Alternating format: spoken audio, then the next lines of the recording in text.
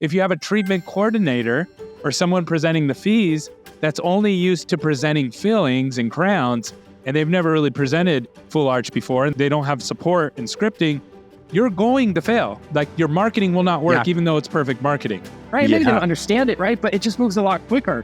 And it's a lot more easy. That experience is much better, and they've done their research.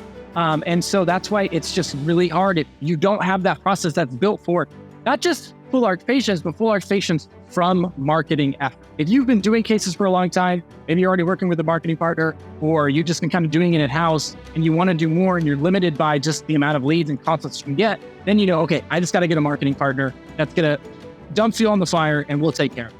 Welcome to another episode of the Full Arch Advantage podcast. I'm your host, Gary Bird. I'm the founder of SMC National, where we help you create, convert, and close more full arch cases so you can grow the way that you want. And today I have Jack Meyers on the show. He is our director of marketing at SMC. And so he has his hands in hundreds of cases and all kinds of marketing around the full arch process.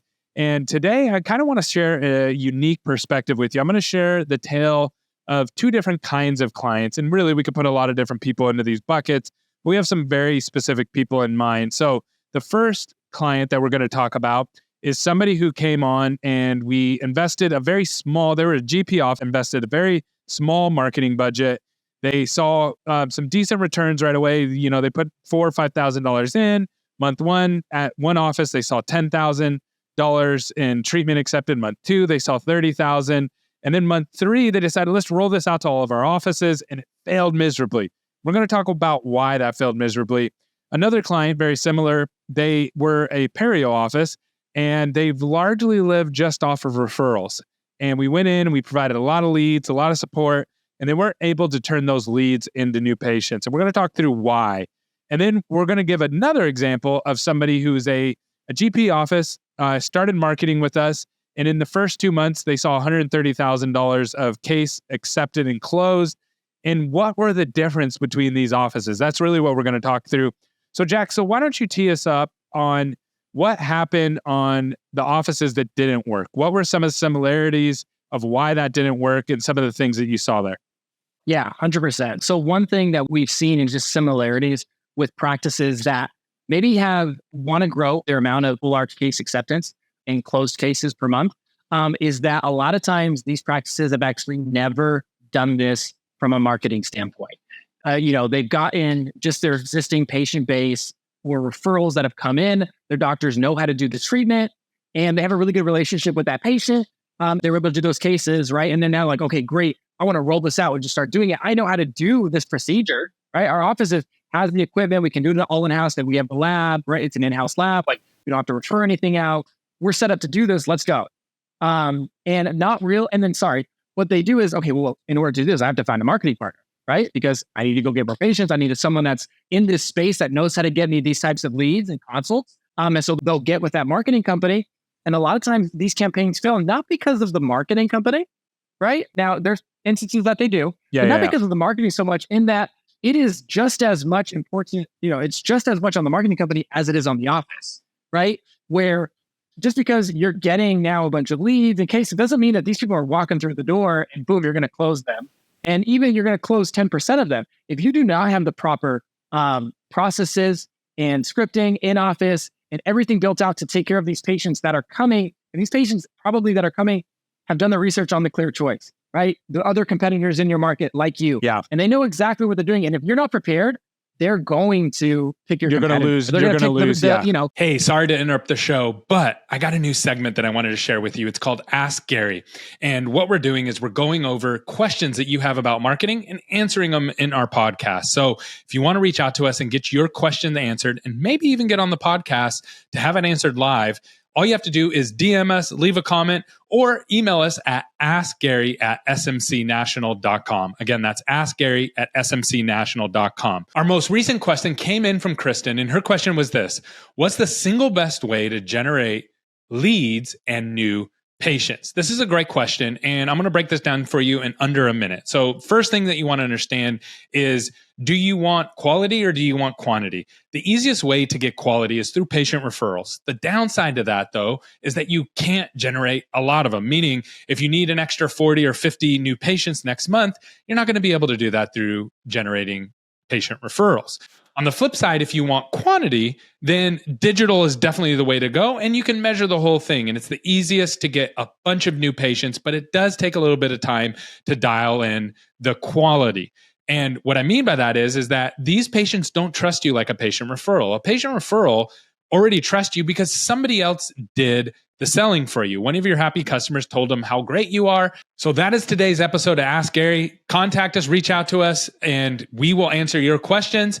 And again, we might even get you on the podcast. And back to the episode. Enjoy. You're going to lose the business. And I would argue, you said Exactly. it's just as important to have processes internally as it is for your marketing to be killer. But I would actually argue it's the marketing will never be more successful than your internal processes. Meaning, let's just pretend there's the perfect marketing company out there that literally does everything perfectly.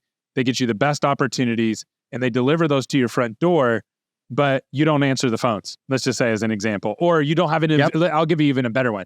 You don't have any availability. Or let me give you another one. You charge $400 for a consultation. We've seen people do that before, right?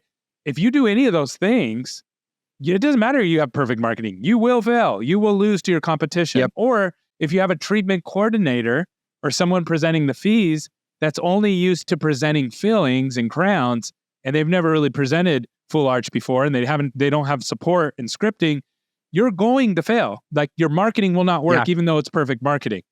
Yeah. That's the problem that we run into with those practices that maybe had some success, some moderate success. And it's like, hey, let's roll this out. Or that maybe have never done it before. Let's try it. And it fails, almost every single time, right? If you don't have some sort of process and you're just expecting that these patients are going to show up for their consultations and I'm going to treat them like I do all my patients coming for a cleaning or my patients coming in for a routine checkup and not realize like, look, they're going to come to our office and we're going to try to sell them a new car. Not we're going to sell them, or let me give you another example for our audience, because some of our audience is not GP. What if you're used to only getting doctor referrals in, and now you're getting marketing leads? How much harder is marketing leads from doctor referrals? Oh, so much, right? Because you have someone that goes is like all that selling, right? And I know, in the dental space, you don't like the word sales or selling, but all of that, for lack of a better word, selling is actually done by their referring doctor. Right? They built a really good relationship with them. He's like, hey, look, if you, these are your needs, I can't do that. But if you want to get this taken care of, I recommend you go here. Right? So they show up to your office, they're already ready to go. You just got to do the treatment. There's no selling, there's no, objection that you need to go over, right? There's no financing thing because their doctor already sold them. And then you go from that where, all these cases, they're all teed up, you're ready to go. These patients have a longer, they'll be more patient with you. Because, this is something that they've been thinking about for a long time. So if you're like, hey, we're going to meet here, and then in 2 weeks, we're going to meet again for an hour. And then in 2 weeks, you're going to have, a pre-surgery visit. And then finally in a month, we're going to do your surgery because our periodontists are super busy, our prosthomists are really busy. They're okay, right? Because they have a lot of trust with you. They know you're not, hanging them out to dry. Whereas if you try to do that approach on patients that you marketed for, right? And came in through your digital marketing or your TV marketing, they're going to be like, wait, your competitor down the street is advertising, I can get new teeth in a day, right? Maybe they don't understand it, right? But it just moves a lot quicker. And it's a lot more easy. That experience is much better. And they've done their research. And so that's why it's just really hard if you don't have that process that's built for not just full arch patients, but full arch patients from marketing efforts. Yeah, I love that.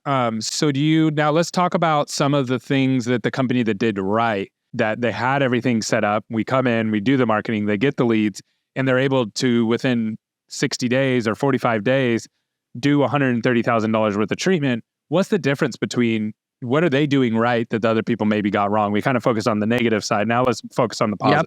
Great question. So it's a lot of things we talked about in the other episodes, right?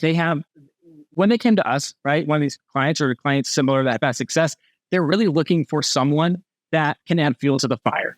Right? Like they know all their internal systems are great. And they've told us like, hey, look, you just get consults to show up, we'll close them. We'll do our job.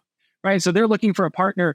They know what they need in a marketing partner in that A, we need fuel in the fire, right? And then B, they need someone that can handle the lead nurturing, because it's just like our office doesn't have time. They want to focus on patients that do come in and giving them a good patient experience. So in that relationship, they had their processes, they had their confirmation processes, they had plenty of availability, they have a free consultation, they have a treatment coordinator that is trained to have these conversations as a sales process. They get them financed and get that all taken care of on the first call, right? And in those cases, all SMC or any marketing partner in that regards is just acting as fuel to the fire. Then it's so much easier for them to do their job. Because now, if I'm sending you leads and they're not closing, it's the fault of the marketing, right? Because you have all your processes in place. It's so much easier to identify where there are holes in your funnel if you both have super clear processes from lead generation to in-office consultations and closing those patients, because you're tracking that all the way through. So if you see a fall off, oh, hey, I'm not getting scheduled consults in order to fix it. Or, hey, I'm getting consults, but they're not approved for financing. Hey, you got a quality issue. Or, hey, they're no showing. It's like, hey, how are we talking to them on the phone? You know exactly where to go because there's processes all the way through. Got it. And so if you were putting yourself in these doctors' shoes, right? Some people are going to hear this and they're going to go, okay, where do I fall on this? Do I fall on the totally not ready to start marketing side? Do I fall on the I'm more than ready, or do I fall somewhere in the middle? How would you quantify that if you were a doctor sitting in their position? Yeah, good question. It's figure out just where you're at, right? So, and you've never done this before, right? Have you been referral based for a long time? You need to make the switch, right? Because in that case, then you probably need to seek out either some type of consultant or someone that has experience in this space to help you build out your process for this.